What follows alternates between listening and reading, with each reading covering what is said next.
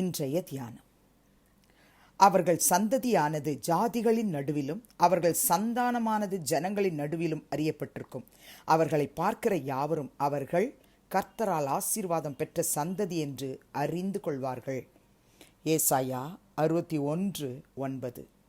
ஆண்டவரும் இரட்சகருமாகிய இயேசு கிறிஸ்துவின் நாமத்தினாலே இந்த காலை வேளையிலே இன்றைய தியான நிகழ்ச்சியின் வாயிலாக உங்கள் ஒவ்வொருவரையும் சந்திப்பதில் நான் கிறிஸ்துவுக்குள் மிக்க மகிழ்ச்சி அடைகிறேன். பிரியமானவர்களே, ஆண்டவராகிய இயேசு கிறிஸ்துவினுடைய இரத்தத்தால் கழுவப்பட்ட பரிசுத்த ஆவியின் அபிஷேகத்தை பெற்றிருக்கிற, அவரை அப்பா பிதாவே என்று கூப்பிடுகிறதான உரிமை பெற்றிருக்கிற கர்த்தருடைய பிள்ளைகளே, நம்மை பார்க்கிற யாவரும் சொல்லணும், இவர்கள் கர்த்தரால் ஆசீர்வாதம் பெற்ற சந்ததி என்று மற்றவர்கள் அறிந்து கொள்ளத்தக்கதாய் சொல்லணும்.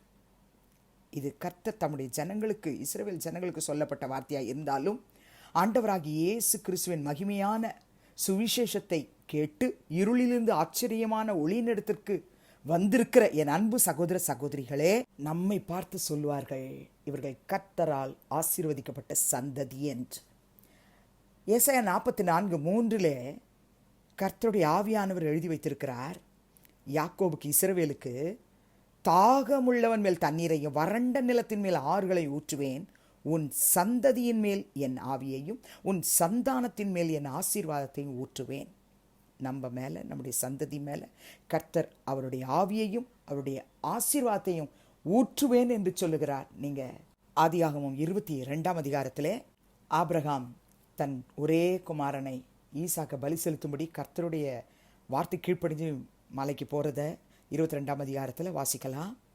அவர் போகிறாரு, கத்தி எடுத்து மகனை பலி செலுத்துகிற வேளையில் கர்த்தருடைய தூதனான ஒரு வானத்திலிருந்து கூப்பிடுறாரு, ஆபிரகாமே ஆபிரகாமேன்னு கூப்பிடுறாரு. நீ தேவனுக்கு பயப்படுறவன் இப்போ அறிந்திருக்கிறேன்னு சொல்லி ஈசாக்க பலி செலுத்துகிற நேரத்தில் கர்த்தர் அவனை சந்திக்கிறார். அதன் பிறகு நடந்தது நமக்கு தெரியும். கண்களை ஏறெடுத்து பார்க்கும் பொழுது அங்கு ஒரு ஆட்டுக்கடாவை ஆபிரகாம் பார்க்குறாரு. உடனே அந்த ஆட்டுக்கடாவை பிடிச்சு தன் குமாரனுக்கு பதிலாக பலி செலுத்துகிறார். அந்த இடத்துக்கு யெகோவா ஈரேன்னு பேர் வைக்கிறார். 2வது விசை கர்த்தருடைய தூதனானவர் வானத்திலிருந்து ஆபிரகாமை கூப்பிடுகிறார். 15 ஆதியாகமம் 22:15 கூப்பிட்டு 18 சொல்றாரு, நீ என் சொல்லுக்கு கீழ்ப்படிந்தபடினால் உன் சந்ததிக்குள் பூமியில் உள்ள சகல ஜாதிகளும் ஆசீர்வதிக்கப்படும் என்று என் பேரில் ஆணையிட்டேன் என்று கர்த்தர் சொல்லுகிறார் என்றார். அப்போ கர்த்தருடைய தூதனானவர் 2வது விசை ஆபிரகாமுக்கு வாக்கு கொடுக்கிறார். என்ன சொல்றாரு?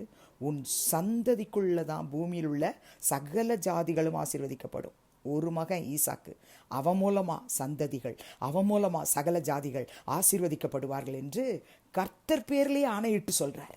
கர்த்தர் ஆணையிட்டால் அது அப்படியே நிறைவேறும். அப்படியே நிறைவேறினதை ஈசாக்கின் சந்ததி மூலமாக யாக்கோபு, 12 கோத்திரங்கள், இஸ்ரவேல் ஜனங்கள், அவர்கள் வானத்து நட்சத்திரங்களை போல பெருகிறாங்க. அவங்களுக்கு தான் ஏசாயாவில் 44:3 வாசித்தோம், ஏசாயா 61:9 வாசித்தோம். ஆசீர்வதிக்கப்பட்ட சந்ததிகள், அபிஷேகம் பெற்றுக்கொண்ட சந்ததிகள் அங்கு உருவாக்குறார்கள். இவ்வளோ வசனங்கள் இருந்தாலும் என் வீட்டில் சாபம்தான் இருக்குது, எங்கள் வீடு ஆசீர்வதிக்கப்படலைன்னு சொல்லி வேதனையோடு இந்த சத்தத்தை கேட்கிறீர்களோ? என்னோடு சேர்ந்து இந்த வார்த்தையை தியானிக்கிறீங்களா? பிரியமானவர்களே, நமக்காகத்தான் ஆவியானவர் சகரியா தீர்க்கதரிசன புத்தகத்தில் 8 13 எழுதி வைத்திருக்கிறார். யூதா வம்சத்தாரே, இஸ்ரவேல் வம்சத்தாரே, நீங்கள் புறஜாதிகளுக்குள்ளே சாபமாய் இருந்தது போலவே ஆசீர்வாதமாய் இருக்கும்படி நான் உங்களை ரட்சிப்பேன், பயப்படாதேயுங்கள், உங்கள் கைகள் திடப்பட கடவது. இந்த வார்த்தையை பிடிச்சுக்குவோம். ஆண்டவரே, எங்கள் வீட்டில் இருக்கிற சாபமெல்லாம் மாறணும். நாங்கள் எவ்வளோ சாபமாக இருந்திருந்தாலும் சரி, எங்களை ரட்சிப்பேன்னு நீங்கள் சகரியாவில் சொல்லியிருக்கீங்கல்ல, உங்கள் ஜனத்துக்கு சொன்னீங்க.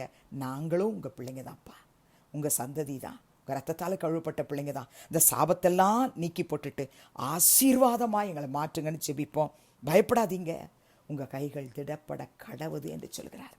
ஏசாயா 65 23 அவர்கள் விருதாவாக உழைப்பதில்லை, அவர்கள் துன்பமுண்டாக பிள்ளைகளை பெறுவதும் இல்லை, அவர்களும் அவர்களோடே கூட அவர்கள் சந்தானமும் கர்த்தராலே ஆசீர்வதிக்கப்பட்ட சந்ததியாய் இருப்பார்கள். நீங்களும் உங்கள் சந்ததிகளும் ஆசீர்வதிக்கப்பட்ட சந்ததியாகவே இருப்பீர்கள். 115 சங்கீதம் 14 சங்கீதக்காரன் எழுதும் பொழுது கர்த்தர் உங்களையும் உங்கள் பிள்ளைகளையும் வர்த்திக்க பண்ணுவார் என்று எழுதியிருக்கிறார். நீங்களும் உங்கள் பிள்ளைகளும் கர்த்தராலே ஆசீர்வதிக்கப்பட்டவர்களாயிருந்து நீங்கள் வர்த்திக்க பண்ணப்படுவீர்கள். அப்போஸ்தலர் நடபடிகள் புத்தகம் 3ஆம் அதிகாரம் 26ஆம் வசனத்திலும் பரிசுத்த ஆவியின் அபிஷேகத்தை பெற்றுக்கொண்ட பிறகு பேதுருவும் யோவானும் ஊழியம் செய்கிறாங்க. அவங்க பிரசங்கம் பண்ணிட்டு இருக்கும்போது இந்த 26ஆம் வசனத்தில் சொல்றாங்க, அவர் உங்கள் எல்லாரையும் உங்கள் பொல்லாங்குகளிலிருந்து விலக்கி உங்களை ஆசீர்வதிக்கும்படி தேவன் தம்முடைய பிள்ளையாகிய இயேசுவை எழுப்பி முதலாவது உங்களிடத்திற்கே அவரை அனுப்பினார் என்று சொல்லி பிரசங்கிக்கிறார். கர்த்தருடைய பிள்ளைகளே, நம்முடைய ஆண்டவராகிய இயேசு கிறிஸ்துவை பிதாவாகிய தேவன் அனுப்பினது நம்மளை ஆசீர்வதிக்கத்தான். அவரை மரணத்துக்கு ஒப்பு கொடுத்தது நம்மளை ஆசீர்வதிக்கத்தான். அவரை 3ஆம் நாள் உயிரோடு எழுப்பி அதன் மூலமாக அவருடைய உயிர்த்தெழுதல் மூலமாக நம்மளை ரட்சிக்க, நம்மளை ஆசீர்வதிக்க, எல்லா பொல்லாங்களிலிருந்து நம்மளை நீங்களாக்கி விடுவித்து பாதுகாத்து கொள்ளும்படிக்குத்தான் அவர் தம்முடைய குமாரனை நமக்காக அனுப்பி தந்தார். நம்பிக்கையோடு கூட அப்பா நீங்கள் எங்களை ஆசீர்வதிக்கிறேன்னு சொன்ன வார்த்தையை நாங்கள் பெற்றுக்கொள்ளுகிறோம், அதை ரிசீவ் பண்ணுறோம். அப்படியே எங்களை ஆசீர்வதிங்கன்னு ஜெபிக்கலாமா? பரிசுத்தமுள்ள பிதாவே இயேசுவின் நாமத்தில் உடைய சமூகத்துக்கு நாங்கள் வருகிறோம். ஏசாயா 61:9 படி ஒவ்வொரு பிள்ளைகளும் அவருடைய குடும்பமும் அவர்கள் குடும்பத்திலும் அவர்கள் உறவுகள் மத்தியிலும் ஆண்டவரே இனஜன பந்துக்கள் மத்தியிலும் வேலை செய்கிற இடத்திலும் ஆண்டவரே அவர்கள் வசிக்கிற கிராமத்தில் பட்டணத்தில் தேசத்தில் ஆண்டவரே அவர்கள் கர்த்தரால் ஆசீர்வாதம் பெற்ற சந்ததி என்று அறிந்து கொள்ளப்படத்தக்கதாய் கர்த்தர் நீர் அபிஷேகம் பண்ண வேண்டுமாய் செபிக்கிறோம். தாகத்தோடு யார் யாரெல்லாம் உடைய அபிஷேகத்துக்காக உடைய ஆசீர்வாதத்துக்காக காத்திருக்கிறார்களோ அவர்கள் மேல் உடைய ஆவியையும் அவருடைய சந்தானத்தின் மேல் உடைய ஆசீர்வாதத்தை ஊற்ற வேண்டுமாய் செபிக்கிறோம். சாபத்தை எடுத்து போடும், சாபத்துக்கு எங்களை நீங்களாக்கி விடும் என்று ஜெபிக்கிறவர்களையும் அவருடைய குடும்பங்களையும் கர்த்தாவே அந்த சாபத்திலிருந்து கர்த்தர் முற்றிலுமாய் நீங்களாக்கி ரட்சித்து அவள் கைகளையும் பலப்படுத்தும், அவர்களையும் அவருடைய குடும்பங்களையும் வர்த்திக்க பண்ணுவீராக. துதிகன மகிமை உமக்கு செலுத்துகிறோம் இயேசுவின் நாமத்தில் பிதாவே, ஆமென். கிறிஸ்துவுக்குள் பிரியமானவர்களே, இந்த நாளிலே கர்த்தர் தாமே உங்களோடு கூட இருப்பாராக, உங்களை ஆசீர்வதிப்பாராக, உங்களை நடத்துவாராக. ஆமென்.